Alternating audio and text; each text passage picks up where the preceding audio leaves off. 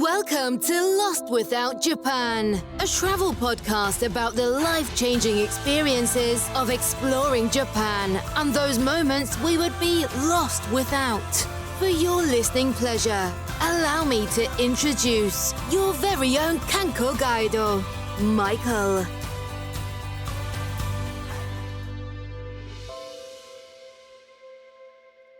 Welcome to a special Lost Without Moment bonus interview episode of Lost Without Japan.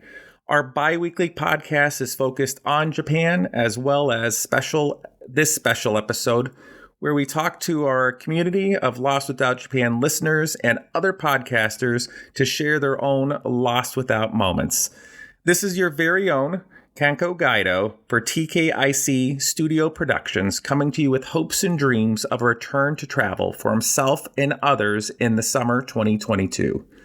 I'd like to thank you all for giving me a bit of your time today, and I truly hope this podcast finds you in a good place or on the path to a better one, no matter how it may seem at this moment. My belief is that we all could use a beacon like this one in our lives to help guide us during these times, and my hope is that Japan, along with this show, will become that for you. If you're new to the podcast, welcome. If you're a returning Lost Without listener, thank you again for your time and returning. For today's show, let me introduce the host of Japan 2.0, Matt and David. Their podcast was one that I discovered back in 2016 as I was beginning to do research for my solo 2017 trip to Japan. Their podcast was largely responsible for inspiring me to begin the Lost Without Japan podcast. Japan 2.0 has a wonderful backlog of over 140 episodes for your enjoyment that covers a more deep cut / subculture view of Japan. On iTunes, they explain their podcast as being two guys podcasting about the obscure side of Japan that you haven't heard of, but you probably should. I truly feel that this is their theme and really what has attracted me originally to their show and then kept me as a listener after all these years. I feel so very fortunate today to have them join me on an interview with Lost Without Japan. Thank you, Matt and David, so much for joining us today. And I just can't be, geeking out, like I said earlier, with having both of you here. But I really just can't thank you enough for being here today. Yeah, it's our pleasure, Mike. That's quite the intro, man. I learned some new things about myself. I didn't know we had 140 episodes. I knew we had a lot, but I didn't know we had that many. You know how long it took for me to count all those, but my son one by one. One by one. My son points out at the end, there's a total at the bottom, Dad. I'm like, son, I love you. That's why you're smarter than your dad. It's all you hope for your kids. But before we get going with today's episode, where can listeners find you and enjoy listening to your podcast about daily life in Japan and just deep cuts?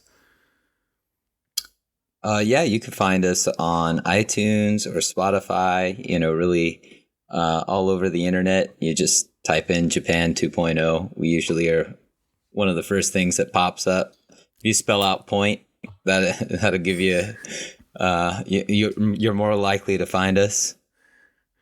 Yeah, I mean, all the pros always say, on all podcasting services now, it's like the hot phrase. So it's true for us. I don't know if we're on all podcasting services though. All is I kind of doubt it. Absolute term, but yeah, any of the normals there. All the ones that matter, that's really. Yeah, the ones that count. That's right. Well, first section we're going to start with today, Matt and David, is just kind of a little bit to where you can kind of talk about yourselves, really where you're from, your some of your biggest Japan interest, just like that early pre-Japan, Matt and David, anything you'd like to share about yourselves? Sure, I guess I'll start. And I'm originally from the U.S. I'm from California, the Los Angeles area. And I've always kind of had a fascination with Japan since an early age. I love video games, and as I grew older, I got into anime and stuff like that. And I just, all these things that I really like came from Japan, whether I knew it or not. And so as time went on, I just realized it was a place I wanted to go to. And I really had aspirations to live in Japan or spend at least vacations there, kind of like what you want to do and what you've been doing. So, yeah, I mean, really, it was just having a lot of interests. There's so many things in Japan that I love: the music, the fashion, the video games, comic books, and manga, and things like that. So, yeah, that's kind of a brief synopsis of my interests. How about you, David? Well, I don't know how much Mike has shared about himself, so I don't want to say too much, but I think it's safe to say that we are both Midwesterners. So I'm a fellow Midwesterner. I'm from Michigan, the suburbs of Detroit. And it was a place with very little Asian culture in general, and absolutely, I can say, little to no Japanese culture. This would have been in the 90s. I was coming up in the early 2000s. You couldn't find a bowl of ramen in the whole state unless it was Top Ramen. And yeah, I mean, through the internet, thank goodness I was alive at the birth of the internet, and I found out a lot of stuff about Japan. And I do like manga and anime and video games, but it's not like one of my major hobbies. And my big attraction to Japan was kind of more from like a design perspective. I was an art major in undergrad, and I was just attracted to Japanese art and architecture and fashion. And then, you gotta get the kind of context of that to study any kind of art. And learning about the philosophies, just kind of the way of life. That's always the stuff that's been my absolute favorite. I found an early podcast before there was podcasts. It was just called Internet Radio, and it was talk about haircuts in Japan to like the stop lights are different. And I used to eat that stuff up. And being from a small country town where no one traveled or it was rare to leave the state of Michigan, from a very early age, like middle school, I just got it in my head that I really wanted to go to Japan. And Matt and I always say, we're kind of living the dream. We got here at a fairly, decent age, and we're kind of doing what we always set off to do, living life. No, it's great. Like I'm suburbs of Chicago, but before that, like I moved. I think it was like every year and a half, 2 years, like from all over the states, from the deep South on up. But it wasn't until I got to Chicago that I actually had anything kind of pop up. I have a Japanese market / grocer that's up in Arlington Heights. That's been a stomping ground since I was in high school, and I'm 43 now, so still removed from it. But we still go there like on a regular basis. But there's been a boom the last few years, fortunately, to where I actually have some like families that have come over from Japan that have opened up like legit Japanese, not just ramen, restaurants to where you can actually have like a set, like a set box lunch, some tempura, some takoyaki, like whatever you want. Like that's insane. There's nothing like that, like 10, 15 years ago. It's really like, I'm like, it's a golden age to be alive. Like, like if I can, like, again, like my goal is definitely to get to Japan, be teaching in Japan at some point and be living there. But till then, it makes that hiatus in between a little bit more manageable. So it's cool. But no, what were, for like both of you, like one of the things about our show is just like those lost without moments, and I have them myself, and I'm sure you do too. But what were those like moments or moment that led you to move to Japan? Okay, well, yeah. I mean, really, I just got out. I went to college a little later in life, and so I was kind of one of the weird old guys in college. Who I'm talking about. No, I didn't. No, I wasn't that kind of old guy. But and I knew how to use the internet. So that was good too. The floppy disks, was that one of the... Yeah, we had those back then. Yeah, that's right. No, but yeah. So after I left college, really, I didn't have many prospects. Like I didn't know what I was going to do. And one of my friends was in South Korea, and he was teaching. And he told me, all you need is an associate's degree and you can be a teacher too. And so luckily I had an associate's in humanities, and that's what they were requiring at the time. And I joined the program it's like the equivalent to the JET program in Japan. It's called GEPIT. And so I moved out to Korea. But, you know, my dream was always to come to Japan to teach. And I wanted to teach, you know, at like the Kaiwa level, which is kind of like these cram schools for kids, or you teach like small children, really young kids, like preschool age and stuff like that, like kindergarten age. So so I mean, the dream was just still there. And then I met David, and we started podcasting in Korea, and you know, we were always talking about, wow, we should go to Japan together. It would be great to go to Japan together. We should definitely look into it. And then, after David went, I was like, oh, maybe this is my chance. And so when I left South Korea, I had to come over. What about you, David? It's a big thing, and it's really like why I love your show, Mike, is because I think your show does a really rare thing, which is the focus. And we want to have you on our show, and this is kind of the main thing I want to focus on. So I don't want to talk about too much here, but like the idea that Japan's kind of what gets you through your day to day. And I don't know exactly what, when you say you're lost without moments, you know, I think I don't know exactly what that means, to be honest. But my interpretation, I think it's kind of a cool idea or cool term, right? Is because everyone in the audience can have their own interpretation. Yep. And my interpretation of it is a bit, you know, like just this loving and dreaming of Japan. Whether you're here, it's kind of ironic, but you still have those moments. I think, especially if you lived a large portion of your life longing to be here, even though you live here, sometimes you're not always present in the moment, and you can kind of remember back to those times. And it's like, oh man, I got to just go out and use a vending machine today because I'm living here, and vending machines are so cool, you know? And for me, your show really captures that. But to answer your question, to get back to it, was, again, this podcast. It was called Guzen Radio, and I think they eventually changed their name to Guzen Media. And this would have been like 2004 or 2005. And there's this guy named Chaz out of Shizuoka, which is like over where Mount Fuji is. And he was just podcasting, and I had no idea. You know, I wanted to live here, like I said, since I was 12 years old, but I kind of came from a more poor family, and then I was an art student at university, so that wasn't helping my money situation. And I just thought there's no way, you know, I can just afford to even go visit or travel. Again, where I came from, I didn't know anyone who really, if you left the state, it was a big deal.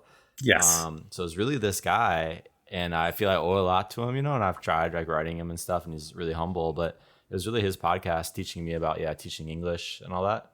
And frankly, teaching English wasn't exciting to me, or not something I really wanted to do, but it was like, wow, this can be a means to an end, and it can get me to travel and get some money. So again, money, as you can tell, was kind of a theme here. And at the time, Korea was offering a good amount more money. This was when the Eikaiwa boom kind of fell apart. There's this big company called Nova, and they crashed, and because they crashed, there's a lot of English teachers, and the pay just kept going down and down and down, and I had a lot of college debt to pay off. So I went to Korea and fell in love with Korea, you know, and met Matt, of course, but he was a fellow Japan lover, and it was you know, our conversations and things kind of made us know, like, as much as we love Korea, we had to get out to Japan, and Japan's kind of where our heart was.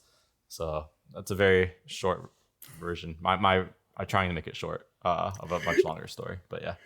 That's definitely, and I'm like, for those of you that are interested, I totally recommend. I'm one of those that go through backlogs, you know, like when I find a show, and yours is definitely worth it from that beginning, you know, up through now. And one of the things, you know, they have so many different things they cover.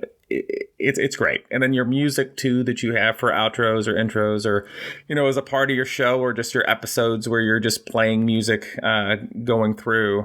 I'm sitting there and I'm like, whatever, it's an episode where it's just music, I'm like, son, here you go. and like, I'm messaging him the episode, and he absolutely loves, you know, like, that's the one that he for sure listens to for anything for it. So it's great. Even when he was a little younger, not as into Japan as he is now, like that, the music got him every single time. And for both of you, I know you started your podcast in Korea. Was it just assumed then, like when you went to Japan, like when you finally got to Japan, both of you, that it was going to continue, or how did that end up like getting to the point that you ended up creating that Japan, 2.0, oh, Oh, that was pretty good. That was good. It was the complete opposite. Like we knew nothing about Korea, frankly. At that time, you have to remember, there was no K-pop. Yeah. When did we get there, Matt? 2006, 7? Oh, 8? Man. It was 12 years ago. So, yeah. I was there a bit before you. I think I got there in 2007 or 8. And there's something called the Korean Wave. It was the first Korean Wave, Hallyu. And that was more of like a drama thing, like targeted towards more of a feminine audience. That was the first Korean Wave, really, and some movies too. But yeah, there was very little of a K-pop being exported, so not much was on the map about Korea, frankly. And we felt because of that, there was no competition to do podcasting. And again, internet radio / podcasting was something that was really important to me and what got me out to Asia. And we felt, I think there was one podcast, I won't name names, about Korea, and it was kind of negative. They were dogging on Korea a lot, and we loved it, And we just thought, hey, let's put out a podcast and just make it really positive and like tell the world about why Korea is this cool place that we're falling in love with, And I think that's kind of always been our mantra, whether it's about Korea or Japan or anything, or, we have bad days and there's things here I could complain about, but there's enough people complaining on the internet, that we've always tried to kind of keep it positive. But yeah, I'll let Matt kind of do the second half of the story here. I broached Matt when he moved here, and I was really missing podcasting. I loved it so much. And when he came here, I was like, hey, Matt, what do you think about doing a podcast in Japan? What was your very first thought, Matt? I was like, no way. I was like, why would we do a podcast? No, it had nothing to do with that. No, really, there's so many podcasts about Japan. I kind of thought like, well, there's so many podcasts, great podcasts out there. I listen to a whole bunch of them. What can we provide that isn't already out there? And then as I was living there, living in Japan, like I started to realize,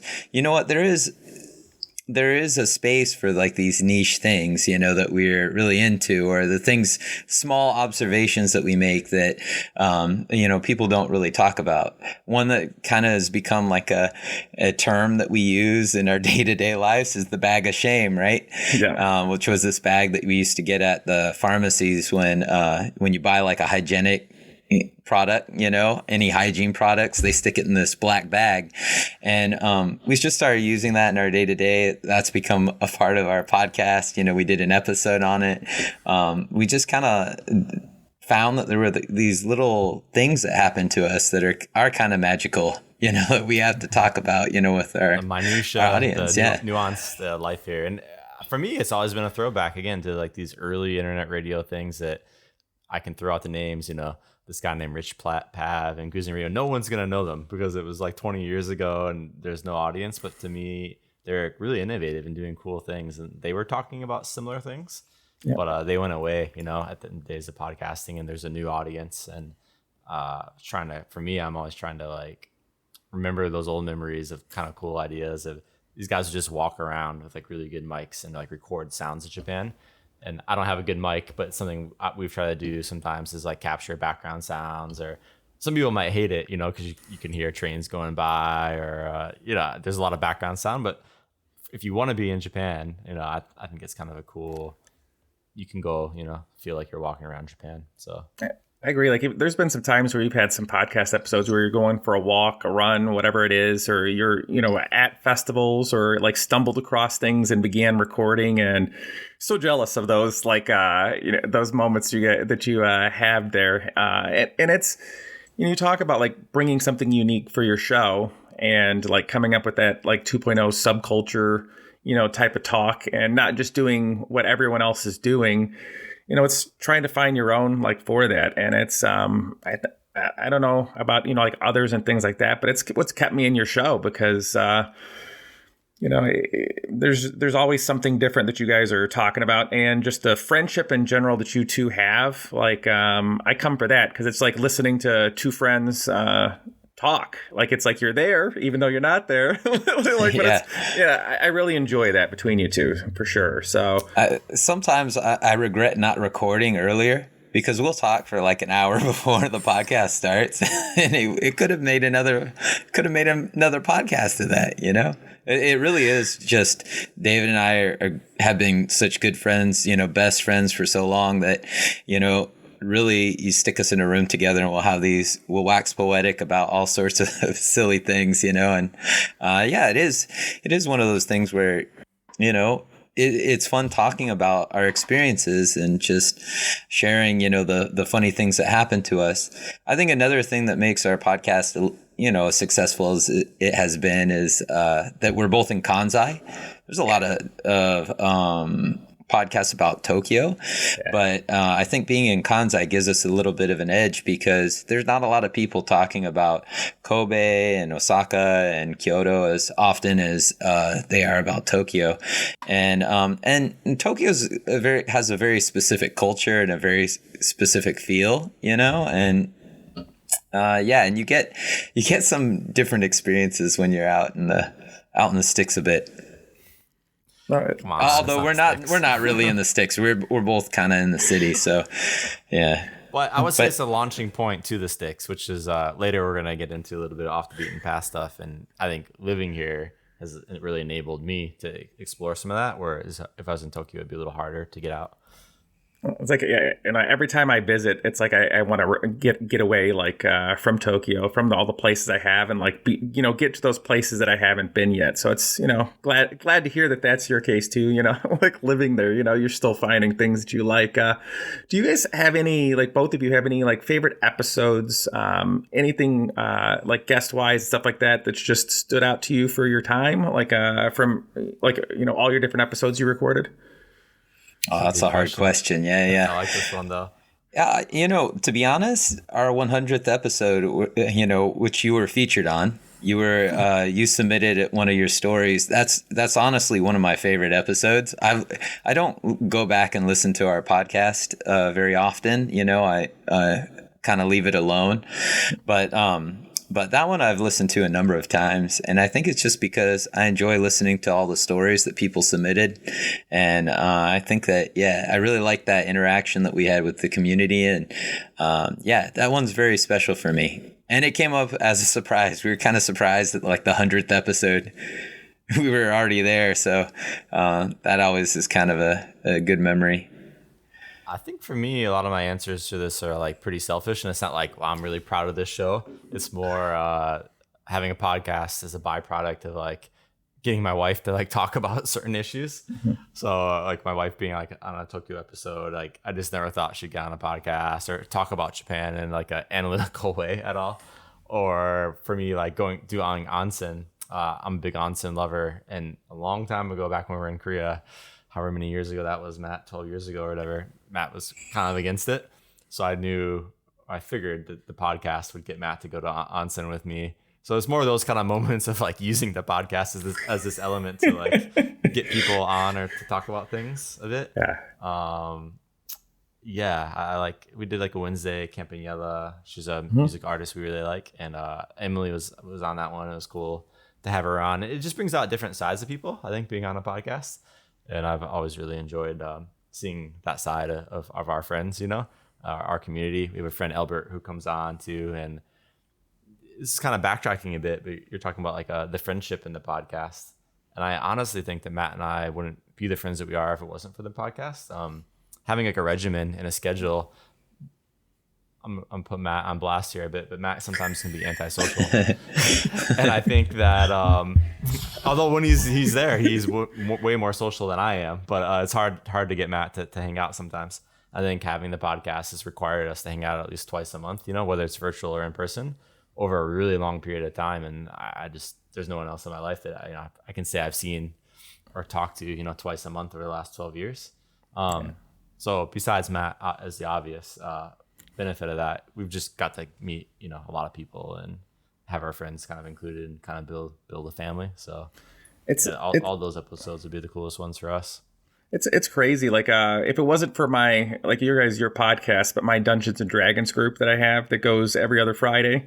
And that's been a regimen for, I want to say like 6 years, something like that. I've got a group of friends and we play together every other Friday, and COVID broke it up for a little bit.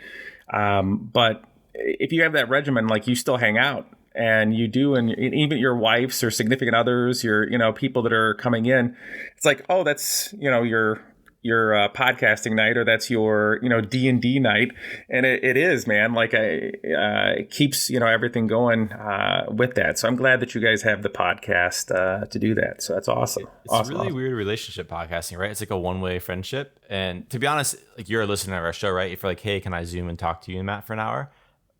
Maybe I would have been a bit hesitant, but because you started your own podcast, it was like, oh, now I feel like I know Mike, and I feel like he's like a friend, and he's a really cool guy. And like, when we're here today, it doesn't feel weird at all. It feels like I've known you for a bit.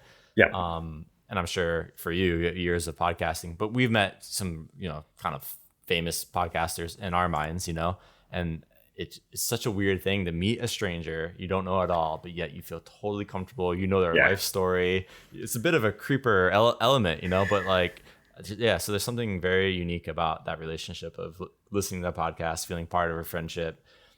It isn't there, but it is there. I don't know, but yeah, magic. We try not to be creepers, if at all possible. Speak for yourself, Matt. That's right. I don't know. That could be the tagline for Japan 2.0. Like, try not to be creepers. Sense. Yeah. Have to change it. Change our mantra. That's right. But no, like with all here, I just want to kind of go along a little bit and get into your Japan origin story that we kind of hit upon already. So if there's anything, we've already covered, I might kind of go over, but if you want to go back, that's fine too. What was if you can remember back to that timer here, but like, what was that first arrival in Japan for you, like, just for both of you coming from Korea? Yeah, well, actually, I had the opportunity to visit before I moved to Korea. I got a little money for graduating, and I decided to spend it on a Japan trip, like you do.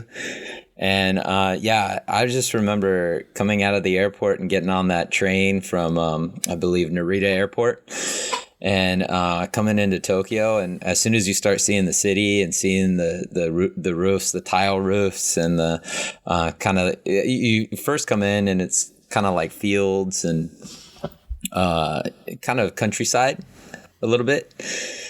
And when you start seeing the city and it's just a sprawling, massive city, I mean, that was just a magical feeling, dreaming about seeing Tokyo and, thinking back to all these cool, images you had from the movies you've seen or the anime I've watched.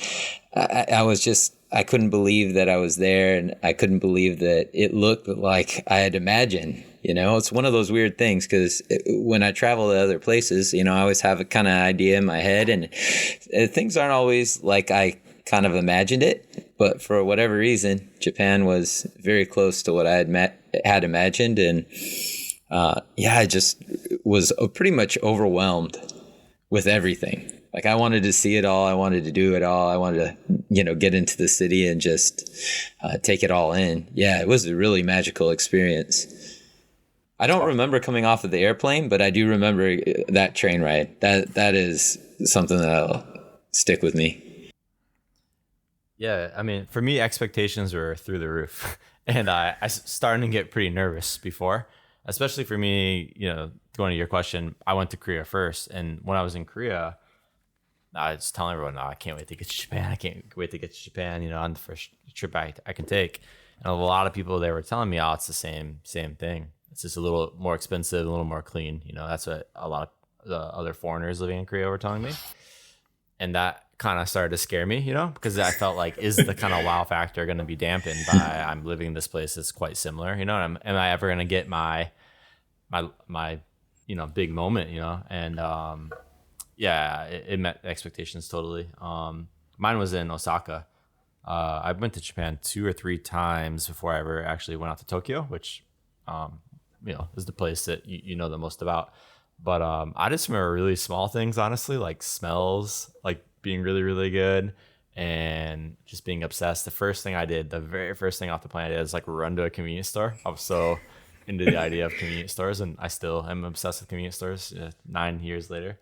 But yeah, I was just buying like rice balls and everything I could find at the convenience store, and everything tasted so good. And it's really interesting now to like look back on it, and once you live here for a while, it's like, it's much easier to complain, and be jaded about things, and it makes you wonder about just coming somewhere with new eyes and traveling versus living. But yeah, for me, every single thing was magical. And I remember I had a journal I would keep, and any interaction I had with a local person, it just felt so special. And I think I don't know how much of it was Japan, how much of it was this place that I'd thought about for 15 years of my life since I was a kid and dreaming to be here, but it definitely lived to the sky high expectation, which is very rare. Usually things don't, Yeah. And, it was incredible. And I instantly knew like I have to do everything in my power to get back here. Like my life was just spent, like, all right, I got to convince my girlfriend at the time, now my wife, got to get over here. I got to figure out a way to live there long term. And it was my mission in life, instantly. And it's all I talked about. And everyone was so annoyed because I was always talking about Japan and just the smallest things. Like, did you know Japan? Yeah. This and that, and everyone was like, yeah, Dave, yeah. It didn't go over well in Korea. It didn't go over well in Korea either, where the relationships are not so good, Matt and I were seriously asked many times, like, can you stop talking about Japan? Like, not like a nice way sometimes, but like serious, yeah. That was my I teach, I said, but I do custodial work like part-time, and over the summer is just extra income. And the people I was claded with definitely did the same thing. They're just like, hey, Mike, talk about anything except for Japan. And I'm like, sorry. So, that's like, but I mean, there's just there's so much. It's sensory overload when you arrive in Japan, and there's so many things to do and so many things to see. And if you're I'm kind of from the Los Angeles area, but like a ways out of Los Angeles, actually in the desert areas of California. And when you live somewhere where there's not a lot to do, and there's not a lot of culture, not a lot of music or art or things like that, like there's a reason why you become obsessed with something, and it's because when you see photos of Tokyo or Osaka, and there's a million things going on in one image, you just can't help but be fascinated and let your imagination run wild, right? Yeah. And it just makes you want to be in that, And I think that hopefully that's infectious, but it's not with everyone, Some people just don't understand it. Yeah. I forgot to mention, one of my early obsessions was telephone wires. The telephone wires were so tangled and like gargantuan, and just that wasn't anywhere. No one was covering that. And I was obsessed. Like I just kept looking around at telephone. You would think you get to Japan, there's so many better things to do. But I was like so into the telephone wires. That tells you how. The smallest things were grabbing me, It's like, and every time I visit back, there's something new that grabs me. Like last time it was coffee, and like experiencing coffee in a different way, and like seeing the care and like craft and everything that went into like them making your like one cup of coffee in front of you. I was blown away. And that and eating it, my claim to fame or shame was eating at 5 different curry restaurants in the same day. And that was another one of my obsessions last time. So what's your favorite curry, Mike? Like style of curry? I like for like the Coco's, I love going to Coco's, and yep. And I do all the different like side shoots, or anyone that has like a mom and pop shop, but like just the pork cutlet, and that and the rice, and every time I go back to Japan, I need to. Yeah, that's good. I got to remember my grams, because last time I went, what I did do was order way more rice than I needed to, and that was not a comfortable experience. What 500 grams, doing 5 in a day. You gotta get the smallest thing of rice. Yeah. Well, because as a kid there, and it's like, oh, average is 200 grams, and I'm like, well, come on, 200 is the average. What's 500? And like, till it comes out in front of you, 500 in means 9 years, I've never gotten more than 200, Mike. 200 has been my max in 9 years. That's pretty incredible. Yeah, I don't go more than 200 either. When you come, I gotta take you to curry places, because I love curry, Mike. I don't have any friends that are like crazy in the curry. Like Matt likes curry, but like I'll do 5 curry places in a day with you. I've never done it, but I'd love the challenge.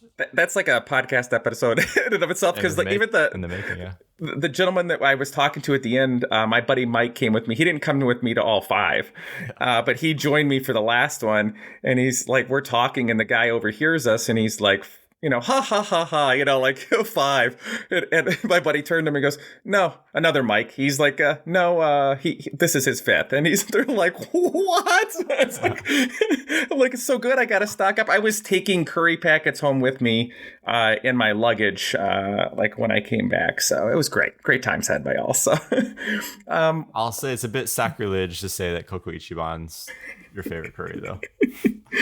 I'll show you some places that'll make you regret that decision. You know what, though, in your defense, Mike, I'm going to defend you right now. My wife and I, every winter, we got the itch. We need some Koko curry, and nothing else will do.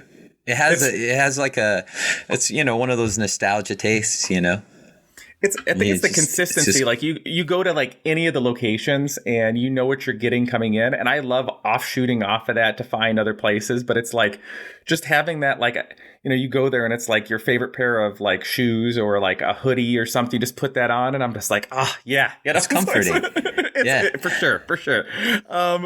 When you like, for me, Japan is definitely my my happy place. And like when I arrived here back in like 2004 and then came back again, like, definitely, it's a place that I know that I'm going to be, and podcast will, carry with me at that time and change. But what are like your happy places for you, Matt and David? Here in Japan? Yeah. Yeah. Man, there's so many, so many great places. This could be a whole episode right here. Yeah. Yeah. Oh, I'm going to just start with one that in Osaka that I think listeners should definitely check out if they're coming out this way. And that is the Sumiyoshi Taisha. I think you mentioned it in the Osaka episode. It's you have to take the trolley from Tennoji down to the temple with the big bridge. I used to live in that neighborhood, and I was like a 10-minute walk from the bridge and everything, that whole shrine. And yeah, I mean, that area is just beautiful. That's such a nice, if you could go to a lot of temples, and if you go to Kyoto, there's some beautiful temples, but for me, that was a getaway. That was a place where I could just, tune everything out. There were a couple of days where I was having some of the worst days imaginable. I was working really hard. I was going to school, and I felt like my days were not ending.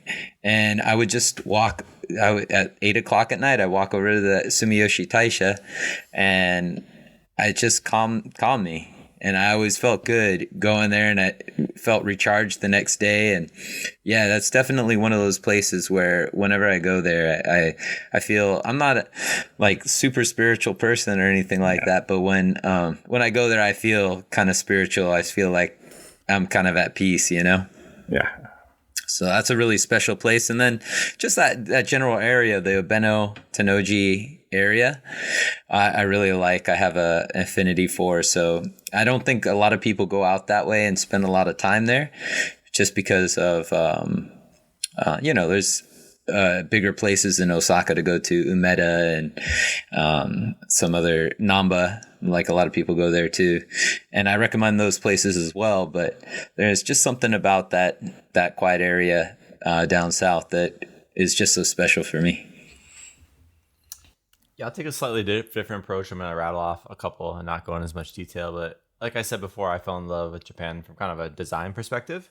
So even 9, 10 years in, that stuff still wows me and amazes me. I don't work in that field at all, so it's easy for me to feel very, very impressed. But kind of like design heavy neighborhoods that have kind of cool architecture or buildings and kind of like a lot of shops going on. And I think just compared, we're all from the States. The zoning here is just so different in that you'll see residential 100-year-old mom and pop shops within like really hip boutiques all together, and that's something I love. So all these neighborhoods kind of have that going on. So in Osaka, there's a neighborhood called Horie, which if you don't speak Japanese, the easiest way to find it is there's a street there called Orange Street, and that's what we used to call it. We were just there today, for example, and that was my very first day in Japan. That I never really got to like where my destination was. I was talking more about telephone wires, but it was this cool street called Orange Street, and it's a very kind of hip, fashionable area, but I guess more like a street fashion. A lot of parks, dirt parks, which are normal in Japan. And then if I were to go out to Kyoto, there's the area Sanjo or Shijo, and just walking around Kyoto. And when you live here, you don't often go to temples. I mean, occasionally, but it's not like the main reason you go to Kyoto. But for me, it's the back alleys. I think Kyoto has some of the most kind of killer back alleys out there. Cobblestone streets, and you just find them on your own. You don't need to look at a tourist map or look them up at all. It's if you've ever been to Rome, it's the Rome of Japan. Just get lost in Kyoto, and you'll find cool stuff. Moving to Tokyo, coolest neighborhoods out there are Nakemeguro, Shimonikitazawa, Koenji, Daikanyama. I'm missing other ones, but all those neighborhoods are kind of quiet, very artistic. In one city, those are distinct 4 or 5 different neighborhoods that have so much going on. They could be their own cities themselves, but all those places I never get, absolutely 9 years in, never get tired of. Every time I get inspiration and just feel like, man, I wish I could afford to live here or find a job near these places. But unfortunately, I think there's something to say that if you live in your dream spot, you might get tired of it. It might become your job. And it is sometimes nice. Maybe I'm just saying this because I have to have a positive outlook. But it's nice to have somewhere to go on the weekends, and to aspire to go to still. So those are a bunch. Yeah. Awesome. And for you both, having been in Japan for some time now, like what are some places or your like top places that you still have on that like I need to visit list? As in like we haven't been there yet? Yeah, that you haven't been there yet. Yeah. Okinawa for me. Oh, sorry. Yeah. You've not been to Okinawa? No, I've never been. No, I haven't been to southern Japan. And so for me, like that would be a dream trip. I've seen the beaches. They look amazing. I know they have an A&W root beer out there. And so I'm craving a float every now and then. I think of Okinawa. No, but I mean, really, I hear the people are really great. And I've heard so many great things. It's just one of those places I haven't had a chance to go to yet. But my wife and I, we both love beaches. We love, just the lazy life. So hopefully we get a chance soon. Yeah, but I think everybody's got a few places on their list. Unfortunately, domestic travels can be expensive at times. Yeah, traveling within Japan, it's expensive. I'm going to Hokkaido next week in 6 days for the first time. All my time here, I've never been to Hokkaido, which is crazy because I wanted to go straight away. My wife and I have always had a disagreement on the time in which is best to go, which is part of the reason it's taken 9 years. But finally, I've succumbed to winter, and part of that is I've gotten into snowboarding lately. So my wife always wanted to go to Hokkaido in the winter. I always thought it'd be a better place to go in the summer because the rest of Japan is crazy hot. But anyway, long story short, we are going to Sapporo, and then a place that I'm planning to talk about later in this show called Niseko, which is a kind of snowboarding town 2 hours from Sapporo. But that's on the bucket list. We got a car recently during COVID, about 2 years ago, and we started just checking off tons of things off the bucket list, So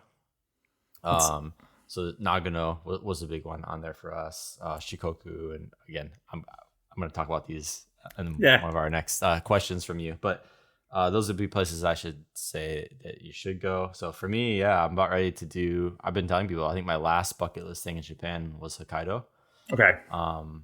However, I'll add one just to answer the question properly, as we're all teachers and we like people who answer questions properly. Niigata Prefecture. I've not been there. It's a northern prefecture of Japan, and I got into camping. And my favorite company out here is called Snow Peak for camping, but kind of like the Patagonia, I guess is the best way to describe them. Except they have their own campsites. So if Patagonia had their own campsites and made tents and stuff, which I'm pretty sure they don't. That's like how Snow Peak is. So their headquarter base shop is in Niigata, and it's a place surrounded by nature and lakes and mountains and lots of greenery. So I do plan to go there this summer on a road trip. So that's another one. Awesome. I said, like my big one that I've added on for the next trip, because like bringing my son, we're gonna of course hit upon like Tokyo and Kyoto and Osaka and hit the places that you have to hit on a first time. But Fukuoka is what I added to the trip, and I'm super excited for that. And Hiroshima is like the place that I return to every trip because of the friends that I made out there. And I visit my friend that's at Good Time Funari, have some of his hot dogs and some beer and catch up and stuff. And it's just every single time like the group of friends there gets like bigger and bigger, and it's just like it's a great area that's there. I said, no, thank you. I said, is there anything that you have, like, I know you said snowboarding and things here. Is there anything on that list for your time in Japan, like anything that you'd have as a do-over, like anything that you do differently if you look back on your time in Japan? Yeah, that was a tough one when we saw that question on there. Yeah.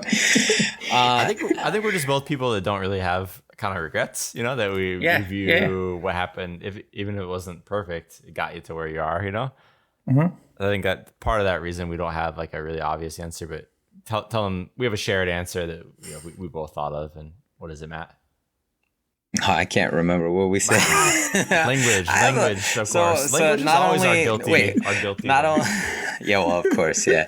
Not only am I antisocial, but I have a bad memory, so everybody's got to bear with me. No, but yeah, I mean, the language is definitely. I personally, I've never been great at learning languages. I took Spanish for many years, and my father speaks Spanish, so I don't really have an excuse. I should be able to speak fluently, but unfortunately, my Spanish isn't great, and neither are any other languages I've tried to learn since. So,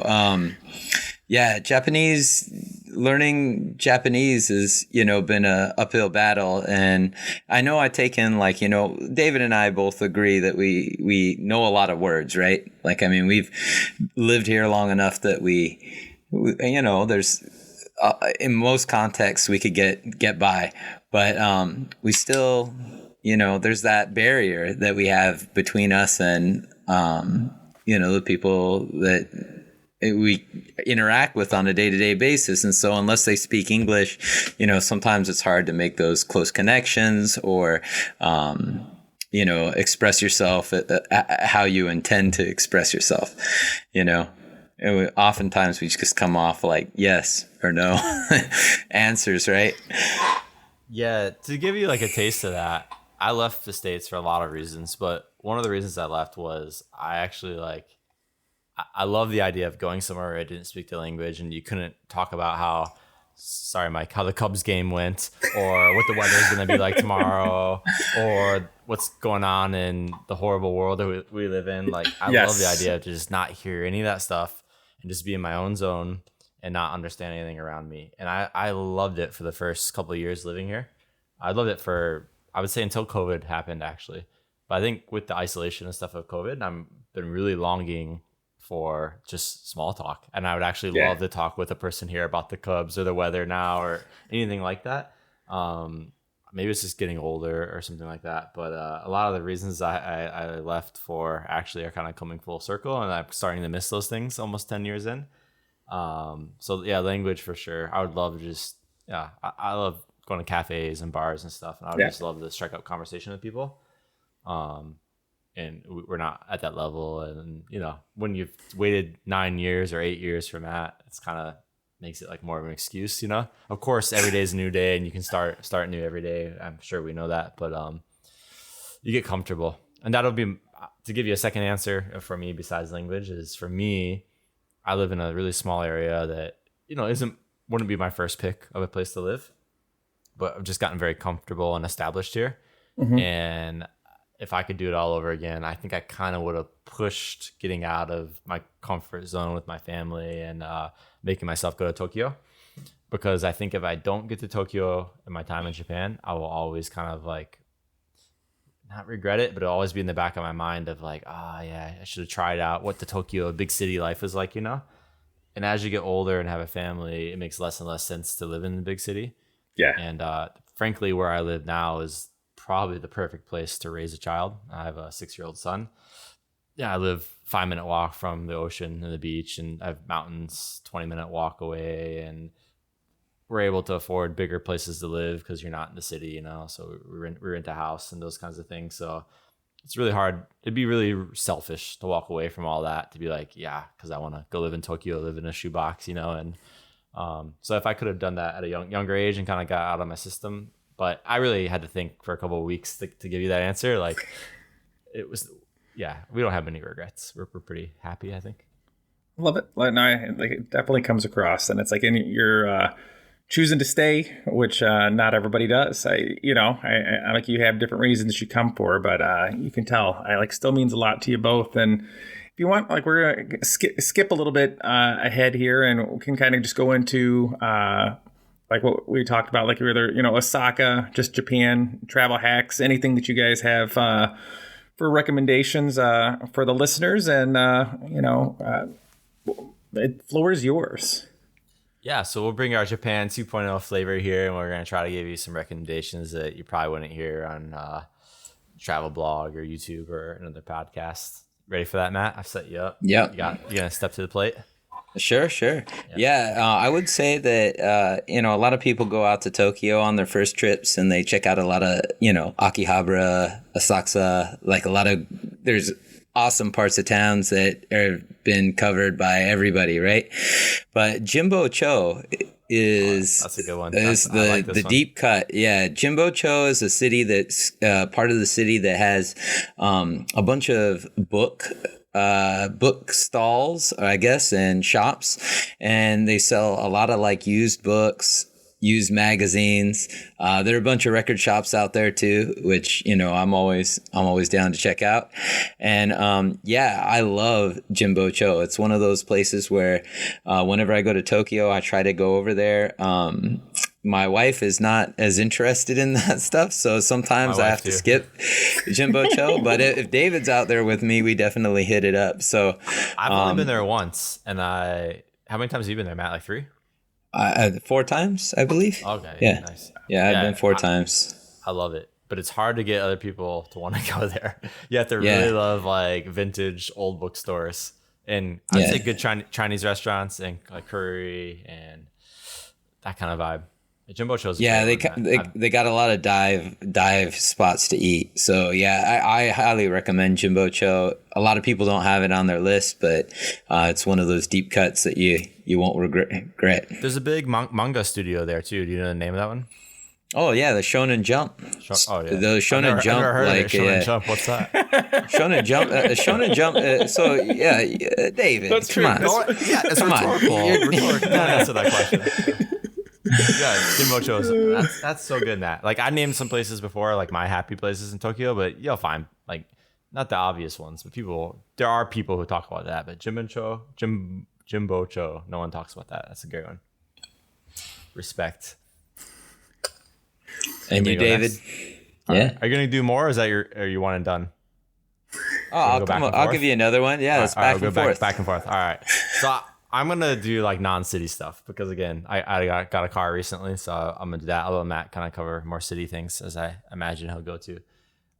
So for me, big one I'll start off with is the island of Shikoku. So Shikoku is the least traveled to island of Japan, and part of that is they don't have a Shinkansen that goes there. Where I mean, obviously Okinawa doesn't, but down in Kyushu and Fukuoka, you can get there by Shinkansen. Obviously, many places on Honshu, the main island.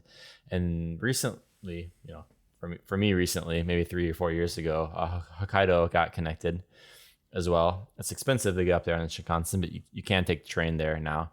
However, Shikoku, smallest island, there's no Shinkansen, and I would be shocked if they got it in the next 5 years. I don't think it would be there. And again, I'm a kind of new convert to nature lover, nature appreciator. And Shikoku is one of the places that really sold me on the nature side of Japan. A good friend of our show, Albert, great friend in my life. He did the JET program 20-something years ago, and that was his first placement. And he was just always praising it. And I was like, yeah, okay. And I was stupid to ignore him for many years. And when I finally made my way out there, I was just totally blown away. Recently, I'm not a very emotional person at all. But I've been crying about really weird things I would never cry about. Not a sad cry, but like just wow, like life is great.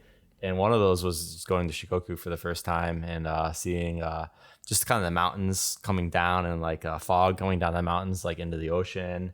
And there's many prefectures there. My favorite prefecture, I'm going to tell you one. It's called Kochi Prefecture. And of course, it's the hardest one to get to. It's the most furthest south, which means it's furthest away from Honshu. And it's like Okinawa or Hawaii, but you don't have to fly to get there. I'm afraid of airplanes, by the way. So from like Kobe, like where I live, it's like a 6-hour car ride, which from an American perspective is nothing. Yeah. 6 hours, not a big deal. In Japan, they consider that long. But so I went there on a camping trip. Shout out to Snow Peak. There's a Snow Peak campsite there that's just incredible.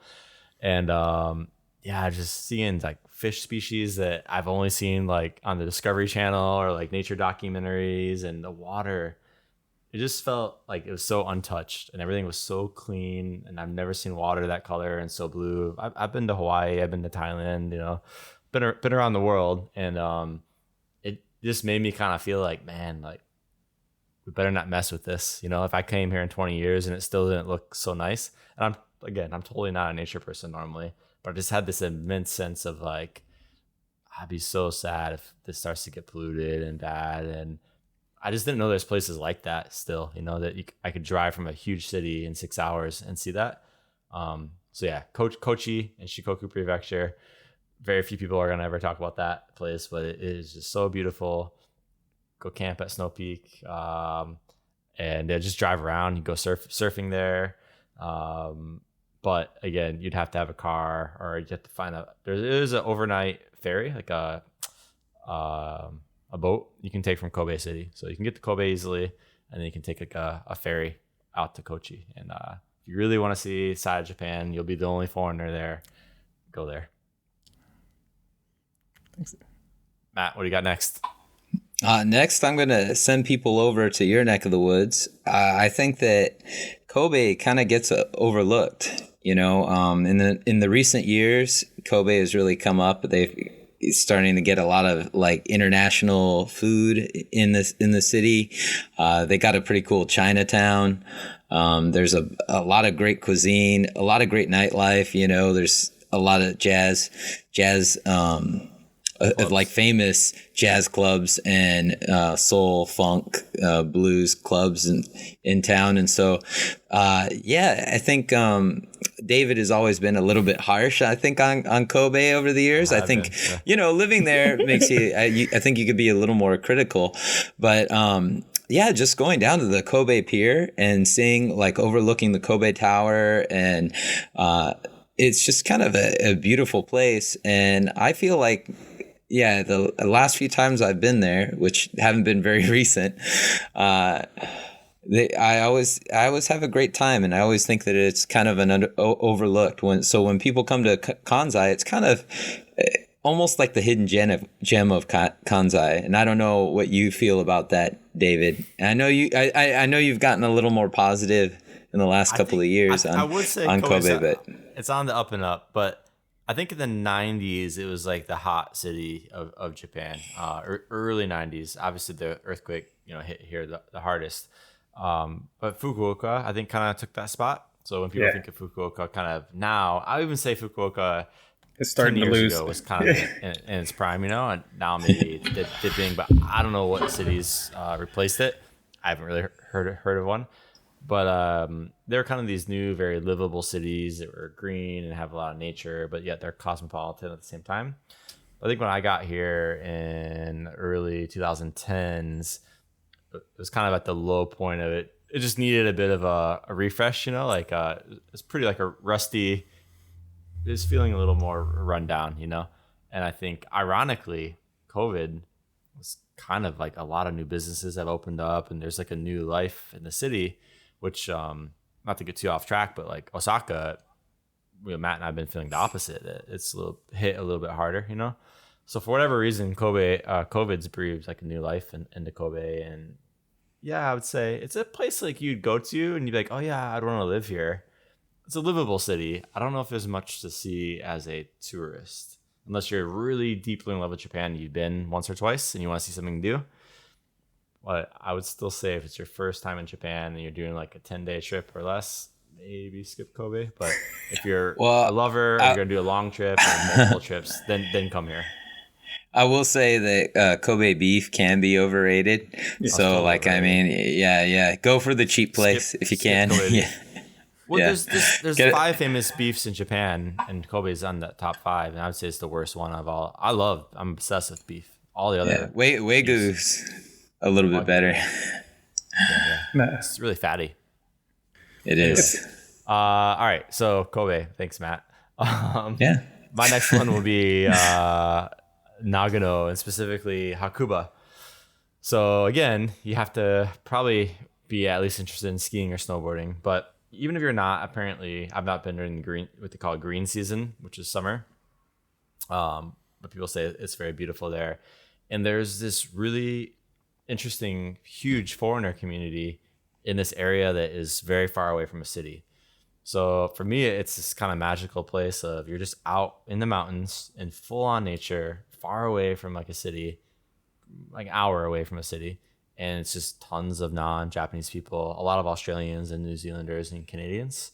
And what happens, why those people go there, is that they travel there, and they kind of just fall in love with the place. And it's easy because there are foreigners there. So it's this place where you have nature and foreigners, which usually don't mix. When you think of foreigners in Japan, you think of Roppongi or Amerikamura and Shinsaibashi. And with that, there's a bit of grit and a whole drinking scene connotation.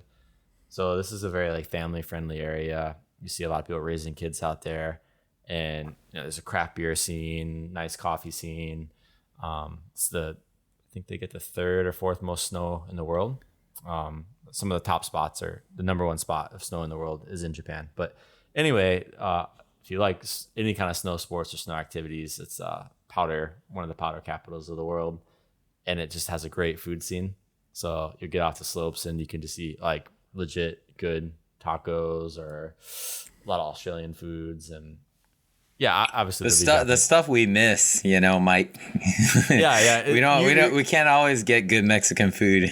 You'll know, Mike, because one of your favorite things in Japan was the hot dog. So you'll very much know that Japan has their own spin on Western food, and in a way, it is kind of Japanese. But Hakuba is not a good example of that because it's run by non-Japanese people. But anyway, I think just the pure kind of nature there is insanely beautiful. And if you're in Tokyo, from Shinjuku, there's like a one-stop train. It's a pretty good price. I can't remember how many hours it is, but I want to say like just 3 hours or something from Shinjuku. So you can get there pretty easily. And Hakuba is the name of the place.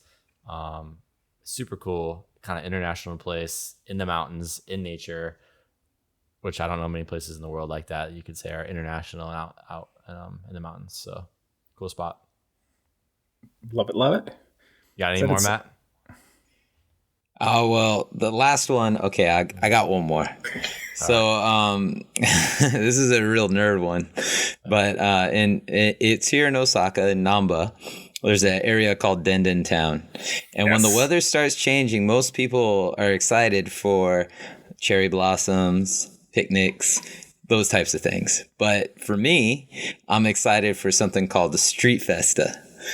And this is a major nerd event where cosplayers from all over Japan will come, wear their costumes out in the streets. It's an amazing event that's been canceled 2 years in a row thanks to COVID. I think it's going on 3 years in a row now. But hopefully next year we get Street Festa back, because that's one of those amazing events where you kind of got to see it to believe it. And every time I've gone, I've had an amazing time, and I've seen some of the best cosplayers that I've ever seen in my life. And I love that neighborhood too. Den Town's great for used video games, used records, used toys and hobbies. Curry. It's kind of like a curry. Very good curry. Yeah, very good curry. Yeah. What's the best cosplay you've seen in the Den Town, Matt? Put you on the spot. Oh man, I love Dragon Quest. And I have a photo of some Dragon Quest characters that some of the enemies, the monsters that attack you, and that's some of my favorite stuff. But there's always some characters that I don't know who they are, but they that's the majority. I would say don't fail to impress. There's a lot of guys in tutus and things like that, and I'm sure there's somebody that's from a manga or an anime or something. But it's just an event that needs to be seen to be believed. And I don't think you realize how large it is until you actually in the middle of the crowd. People could take photos of it, but it doesn't quite do it justice. Mike, I got a question for you. Do you know what Fami Chiki is? That I don't. Okay. Well, that was my favorite cosplay I saw at the Den Town. Fami Chiki is when you go to the Family Mart, the convenience store in Japan. Oh, yeah. The chicken square thing there. Yes. Yeah, Sorry, with the tearaway. Yep. Now I do. Referred to as Fami Chiki. And, there's El Chiki at Lawson's, and, everyone's got their own. But there was a guy there that was the family chicken. And it was very, just all the details, the paper that was a good one. that you rip off is exactly the same. And I've been very inspired to recreate it for like Halloween at my school or something, but I've been too lazy. But yeah, that was just, again, I love the nuance, the minutia of Japan, and you see that stuff captured a lot in Den Town. Little small things, that you don't think people are focusing on. Yeah, the gachapon, the capsule toy machines, those really probably do it the best. You'll just see things like, I'm trying to think, train car, the rings you hold on the train cars. What do you call those? I don't know. Yeah. Straps miniatures. With rings on them. Yeah. Most recently, I saw like all the different versions of that, which I never even really realized that there are different colors and stuff. But yeah, of course there are, and they had like all the different versions of that. So yeah, people are really got their finger, on the pulse even more than us. So a lot of inspiration there. It's awesome. I can't outdo those answers. So. That's a good amount. As you'll learn, we're overtaking a Japan 2.0 episode. It can go on 2 hours, but a Lost About Japan episode is a pretty tight 40 minutes usually, right? We're gonna break that your record, Mike. I'm totally okay with it as long as you guys are. So it's like we'll go through it. I'm just happy to have you on, and the reason it's 40 minutes is because it takes me about 2 weeks, and I have a very scripted format normally, as you can kind of see some of it. But my one episode that I do on a city, because I don't want to leave anything out and I do all the research for hand, I want to say that every episode I have 16 to 18 pages that I type out, per episode, just so I have it down. So this is kind of refreshing. It's just I'm liking these interviews that you're doing, because it's not that. Let me tell you. Do it off the cuff, the burning trash truck. That's the way to do it.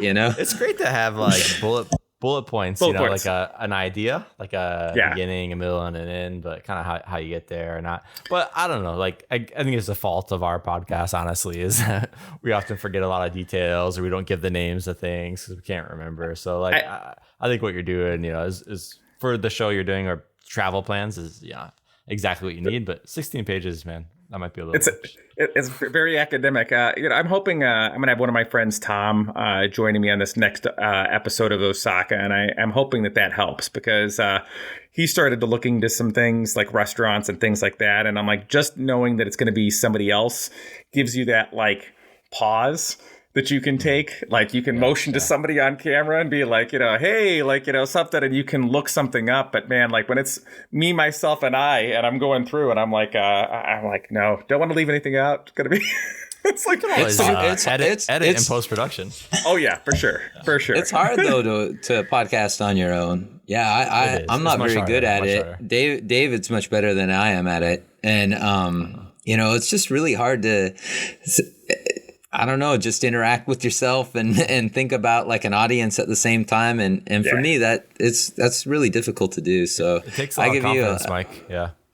Yeah, I give you a lot of credit. It's like I want to say, like for your episodes that I listen to the most, like Denden Town is one of those ones that I've listened to multiple times.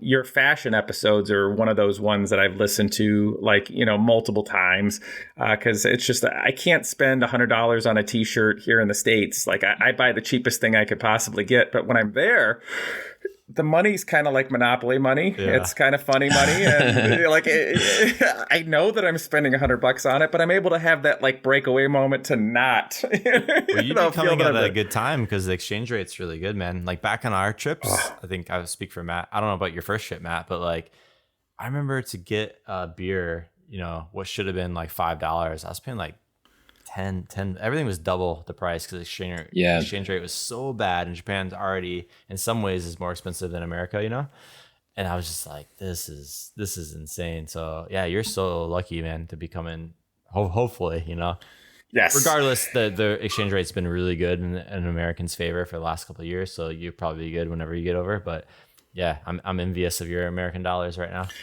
That and my JR, my travel pass, get that Shinkansen pass for the 2 weeks of the 3 that I'm going to be here, so I can pop around at a greatly reduced cost for you two.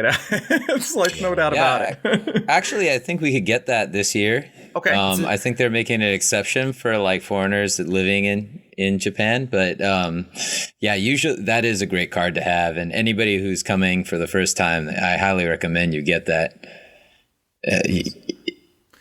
Don't go anywhere without it. For one thing I always ask everybody, and I don't think it was in the notes, so I apologize in advance, but for that person, that's right. This is the secret question. It's like the gotcha moment on camera right now. If you have somebody right now, I know COVID's kind of holding things up, but let's pretend for a moment it's gone. We have a lot of listeners that have not been to Japan. We have listeners that have been a couple of times, but for that person that hasn't been or is kind of thinking about moving, so like a 2-part, like what would you tell, someone that's just on the fence about like making that jump to coming to Japan from, like totally foreign, country to them, and or just like making that jump to move? Yeah, I'll go first. I do hiring actually for my job, so I've hired a good number of people, and kind of deal with this question. So,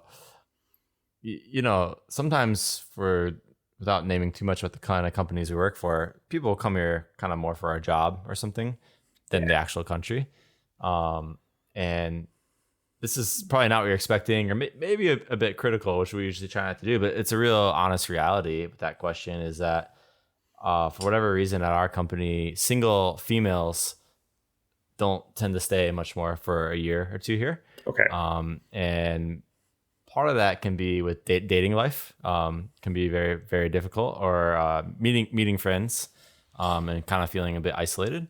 So if you know Japanese, of course, that would be completely different. But if you're looking to live here and you are a female and you're not going to live in Tokyo, I think if you're in Tokyo, it's a totally different game because it's such an international city.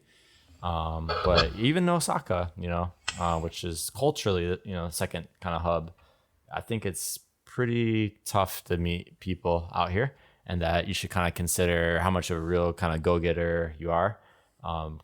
You really have to take initiative and go out, and Matt and I had so many connections, and we know each other, and we have other friends that we don't talk about much on the podcast, and still like there's times where I kind of feel lonely is the wrong word, but like a bit socially isolated, So I would just say, think about that a little bit, that make sure you're very social and you're thinking of ways to try to meet people, or going online even before you come here and trying to like meet.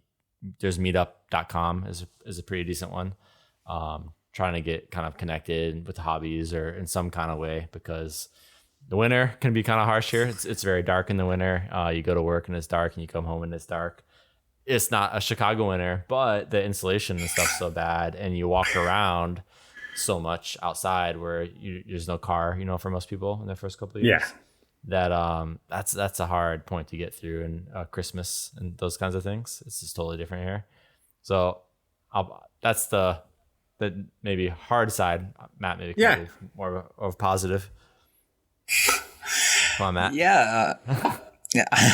Yeah. I don't know if I have much to add, I mean, I feel like my life has been my life, everybody has different reasons for moving or trying new things. I think, if you have that itch to live overseas, if you don't mind taking a risk and trying something new, and I guess giving yourself the out if you feel like you don't like it. I mean, there's nothing wrong with coming to another country and spending a year and then saying no one ever comes here for a year and says that was a horrible year. It's that I think a lot of people stay here for a long time. So in some ways it's kind of surprising, I guess, when people leave in a year, or it feels like a bit of like, oh, you only stayed for 1 year. But at the end of the day, 1 year in a country, everyone's going to have a good time for that year. It's whether or not you want to live there for 10 years or 5 years, right?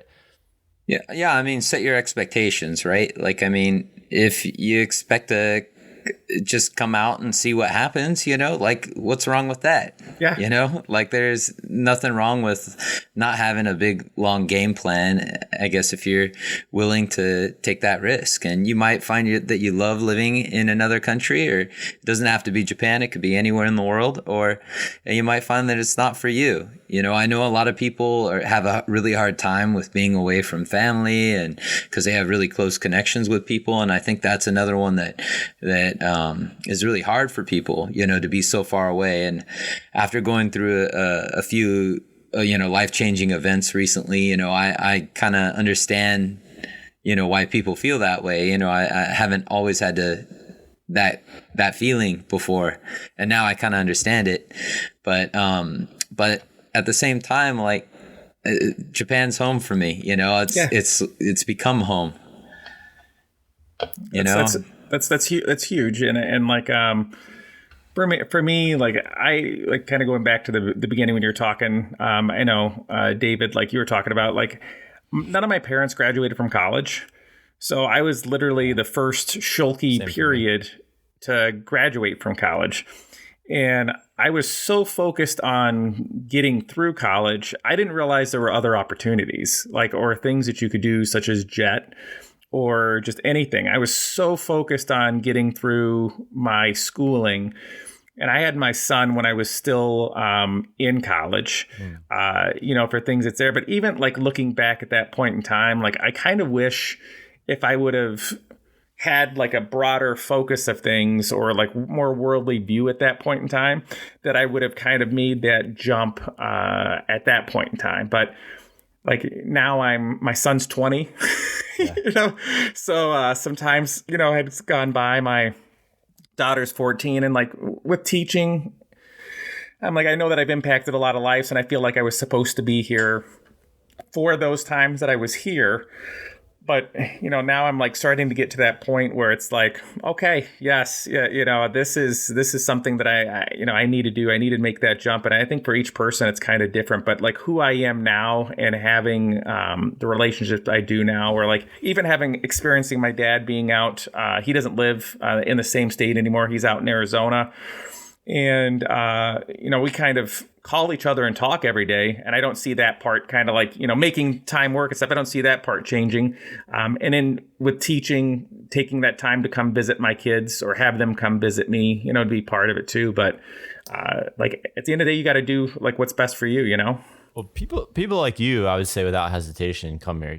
You're going to love it, Mike. You're diehard, but someone who's like, oh yeah, Japan's kind of interesting, or I saw this good anime or manga, or I like sushi. Like, my thing was kind of for those kinds of people, Yes. Yes. Of course, if you've been in it for this long, you have a podcast about Japan, or not even that far. But if you're pretty, super set on it, you're gonna like it.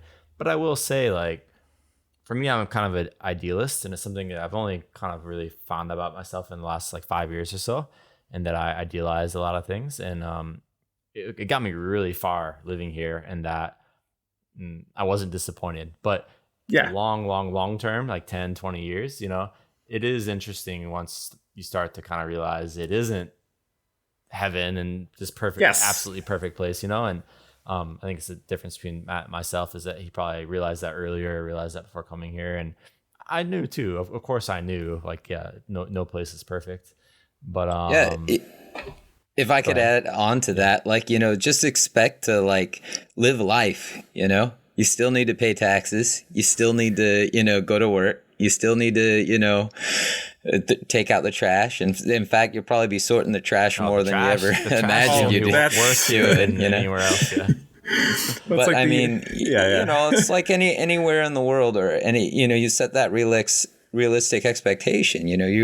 You are going to be living life, and if you are already struggling at living life, I don't know if it's going to get any easier for you. So, in fact, I think it might get harder. So, yeah. I think for me, you take into consideration, do you want to come on vacation and not have to worry about anything, which is amazing, right? Yes. And you could buy those $100 shirts, no problem, right? Or do you want to come and realize like, hey, rent's coming up and I'm going to have to save that $100, to keep the lights on. So, I mean, you just have to set the expectations for, how you want to experience Japan. I think it depends, like, kind of, it's all relative, right? And like, for us, our jobs, we can live anywhere in the world, right? As an international school teacher, you can work in any country. So like, that's the question I ask myself is this the greatest place to be? And not a lot of people are thinking themselves, am I living in the greatest place? They're just trying to survive, where I'm in a position where it's like, well, is this the 10 out of 10? I know it's a 9 out of 10, but like, is there a 10 out of 10 somewhere, like a perfect place? So I guess in that sense, I'm very strict on kind of where I am and those kinds of things. But it very well could be a 10 out of 10, it's hard to know. When you live somewhere for 10 years, your whole adult life, how do you compare, to other places without actually going and doing it? And it's scary, it's scary to leave. Japan can get very comfortable, which is shocking when you don't speak the language like we were saying before. And, there are hard points. You can't socialize as much, but it's very accommodating here, and people go out of their way. They bend over backwards to help you and all that. So, it's easy to fall into a certain groove here, and I think to be very happy and to stay forever, and that's a good thing. So. Awesome. You too. Like, thanks. Like, I agree with you. I said, even on my, one thing I'm trying to keep going on mine is like the language studies myself before I get there. Because like I have hiragana, katakana, and I'm kind of going through back that again and trying to get myself to where at least I have that, start taking some kanji and try to get a goal for like just passing level 5, like that level 5 test, just to get myself a goal or something to work towards, keep myself focused. Because even after 3 weeks of being there, or like when I was there for the month, I started to get really frustrated, like at times with, like ordering or just, getting around or doing things if you couldn't find that, person to help you out or, something that you could do. And that is one goal of mine, is before I move, at least, be able to get by enough that's there. So no, it's fantastic. Mike, I still have those days where I'll be like, I don't want to deal with that menu. That it's like a handwritten menu. Yes. I'll just go to McDonald's. It's like my dad, like one of the things, like he's like, why are you eating McDonald's for breakfast? I'm like, well, their sausage patty they have has 3 sausage patties with cheese and an egg. Like, come on, Dad. Like, and B, it's nice to be able to like point at something. I told like my listeners, I will take pictures outside of a restaurant that has pictures. Oh, yeah. Or that's a good tip. I like that one. Yeah. Bring my phone in and I just point, slide, point, like, and it works every time. So, but we're gonna definitely gonna have to have you guys back on again. But like, I want to get back just to like to your podcast. Is there anything kind of like podcasts, YouTube shows, or anything that kind of still influences you right now, or just things you like to listen to? I got to go on, but I need a second to look up the name of it. For sure. Matt, you got one? Japan related to Japan? Or? It could be anything. I said it could be Japan, but I said like anything that you're just enjoying consuming at this point in time. I got my Matt. I'm gonna buy you time. Mine's called Sabakaru Online. So SABUKARU.online. It's an Instagram account, and they have a webpage of the same name. And I'm not gonna lie, when I my idea of like what I set out to do with Japan 2.0, this isn't a podcast. It's a social media page / website. Do you know it, Mike? No, I don't. I'm gonna have to check it out. Okay, it's kind of what I was hoping to do with our show in terms of like subculture and kind of artsy stuff. Maybe what they're doing is easier to do, with the website and social media rather than podcasts. To give myself a bit of an out there, but they just deal with things like just weird fashion brands to like infamous weird Japan photos that surfaced in the internet in the 90s, and they'll go and do like research like where that came from, how did it become a meme before there were memes, for example. Just such things that they'll always post a story. I'm like, man, why haven't I thought to do that? And sometimes I'm like worried to look at it as a fellow content creator because I don't want to like steal their ideas or rehash them. Yes. If you're doing any kind of art or creation, it's always a dangerous thing. Even listening to you on Deep Japan, which is one of my favorite Japan podcasts. Yeah, I had to like stop 10 minutes in because I was like, wow, I kind of want to keep it fresh for like when we meet Mike on our own, and I don't want to hear what he's saying, So I'll have to go back after now and listen to it, but. Jeff's a super nice guy. Like I was telling him a little bit about your show too. Oh, no. Like off on side while we've been chatting and things like that. So super nice, like just like you guys, super opening and stuff like that. But like, because it's one thing, like out of respect almost to him, like I don't hit Sora News because that's like one of his things that he covers in his show is just like that bit with him and Trevor where they're like, kind of scrolling through, and I'm like, nope, just. Yeah, his show, I was telling Matt, has changed so much since it started. Yes. I was like.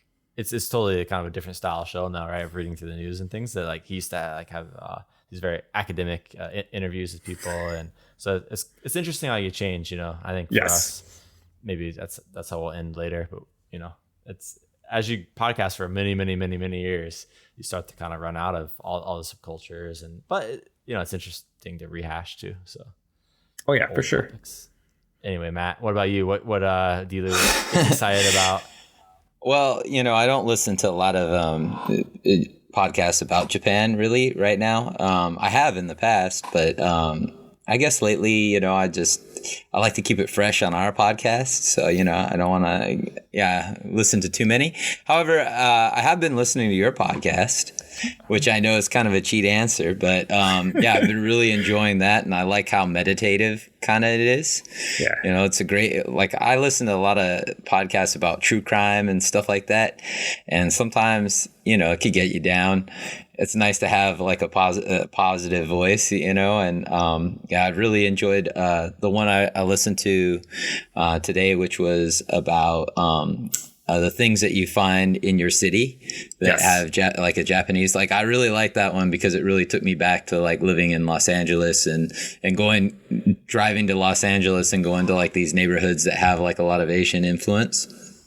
Thanks for your podcast, but a podcast, I'm not going to only do the cheat answer, David. I was going to say, I'm not only going to do the cheat answer. I left your answer that I thought you were going to give. I didn't want to steal it because if you don't say it, I'm not to say I'm going to, I'm going to talk about another podcast, which is the Heroes 3 podcast. I don't think, David, you thought I was going to say this. Heroes 3 podcast is a podcast. It's 3 friends that watch Kung Fu movies and talk about the Kung Fu movies. I feel they're very professional. I love Hong Kong cinema. So I've been listening to their back catalog recently, and some of these movies I've never heard of. And if you're a big fan of Kung Fu cinema, try out the Heroes 3. All right, here's the answer. My number one answer, but I thought Matt was going to say it, so I said something more avant-garde. David Marks / Neo Japan. Neo Japan was our biggest influence. That is. But David Marks is still putting out stuff. Anyway, do you know David Marks, Mike? I have not. Okay. That's one that I'm like, I'm gonna have to like. We did a book review. His book was called Ame Torah, and if you're into the fashion stuff, Mike, I strongly recommend it. It's Great like book. My Bible. I've read it many times, and basically it's like a short history of fashion since World War II, covering Harajuku street fashion to the denim scene out here. Lots of stuff. So it's a bit of history. But yeah, he started on Neo Japanism, which was a blog back when blogs are still a thing. And man, he's just such a awesome writer, like a true wealth of knowledge, pro, real academic. Yeah, real academic. Into the weird music that I love. He's a bit of a DJ. He's the person that I met him, I would totally just be starstruck. And no one else. I mean, he's not like a celebrity or anything, but to me, he is, and very influential and kind of what I strive to be. But like Matt said, the blog and he did a podcast and stuff aren't anymore. But now he's off writing books, and he's got a new one coming about culture. It's more of a sociology and culture. Yeah, book, it's like an anthropology somehow. But I'm not sure if it's going to be Japan related, but I hope somehow that it is. But anyway, to me, he's definitely the most inspiring and influential figure in the Japan realm. But he's not so like internet sat. He's kind of getting off. Been doing more analog stuff. Yeah, their blogs were the Neo Japanism blog is still out there. Yeah, it is still like we're checking out. They're all so deep and rich. Like I've read them so many times, and every time you get something new from it. So yeah, check those out. There's other people besides him, but he's the biggest name from Neo Japanism that we like. It's awesome. For your show and things like that, like what are some goals for you guys for like 2022 and then just kind of beyond? Well, the first goal is to get back to podcasting. We were on hiatus for a while, and so in many years. Yeah. Sometimes those small goals are best because they're the most achievable. But honestly, I think we want to getting back in it again. Like just putting out content again. And I was kind of hinting at it before. Look, like after 140 episodes of covering subcultures for 7 or 8 years, it's definitely becoming hard, to still be original and to find those things. And I think for me, the technique is getting even more nuanced, which if you thought we couldn't do it before with things like, the bag of shame or embarrassing moments in Japan and stuff, we are pushing ourselves. We have to give you a sneak peek, our next episode's about automation in Japan. So how things are being self run kind of now. And so I think it's a challenge, but I just think we view podcasting as so cathartic that we'll kind of keep pushing to find the new things, but COVID, man, made it so hard because for us, we were reporting on the things we're seeing, right? We'd go out and meet and check out these neighborhoods, and then we'd podcast about what we saw, and little small things. And when you're not out living life, it was impossible really to cover that kind of stuff. So we're just getting kind of back to life as usual here. So for us, just getting up and running again is kind of the immediate goal. Anything else, Matt? No, just looking forward to it. Getting back into more episodes. I try to remember, nowadays we come up with an idea, we have to write it down because we forget, it never used to be that way. We had we're going to do this episode, and we had all these ideas. Yeah. We're going to call it the manifesto. I think it's called the Japan 2.0 manifesto. We had a giant list. We still got it. But I think we've done it all. But we've added a lot to it. As we're doing the nature stuff, I think that for me too is covering the camping and the snowboarding, and that will be a bit of a preview to a bit of a direction that I'm hoping that we go into.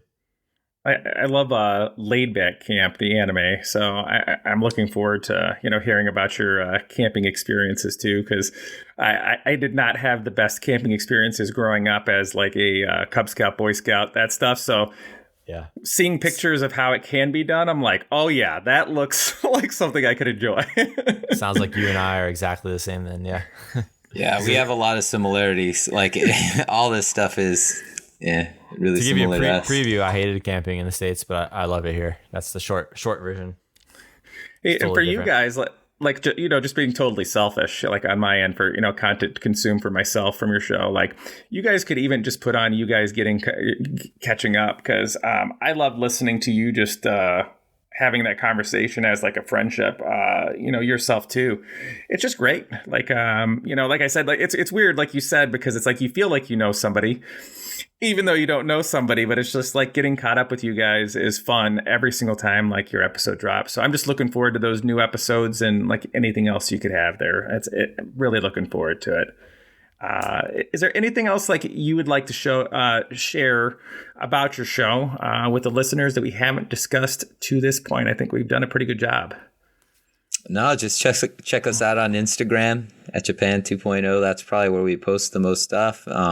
We're always working on something, even during our hiatus, we've been talking and come up with these ideas that hopefully we could get done.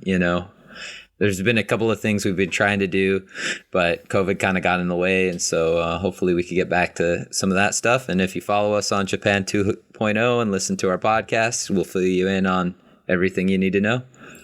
The only thing I'll add is like just to reach out that things like this are only happening on our podcast because Mike, reached out to us, and a lot of our episodes, not a lot, but there's a good portion where we only did them because people wrote in and said, hey, have you thought about covering this or about covering that? We wouldn't have thought about it. So I think that kind of like back and forth dialogue from listeners is really, really great. So we're totally pretty open, Probably the only thing we don't really like to cover too much is like travel plans, because you got Lost Without Japan, doing the travel plans the best that you can now. But we just haven't been tourists here in so long. We're not the best people to give that advice. But yeah, anything else you can think of. The latest one I thought was like pets in Japan. Yes. That was a cool like user recommended one. So yeah, just contact us, ask a question. It could turn into a podcast episode. So. Yeah, and they're both super nice, I can say, and they won't yell at you too much, Mike. Well, like at least on the show, like you're saying all the right things now. It's like when the recording button stops, the abuse that I took before it began, it's back, baby. But no, my friends, Matt and David, thank you again so much just for joining me today, and look forward to doing the same and joining you. Thank you. Yeah, I had a great time talking with you. Thanks. Yeah, and we'll have you on our show too. So look forward to that. Can't wait. Fill that content. But on behalf of Lost Without Japan and the entire crew, I'd like to thank you for joining us today for this interview.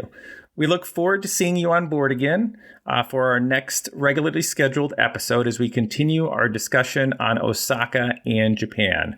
To everyone out there, Ogenki Day. Stay well, my friends. Sayonara.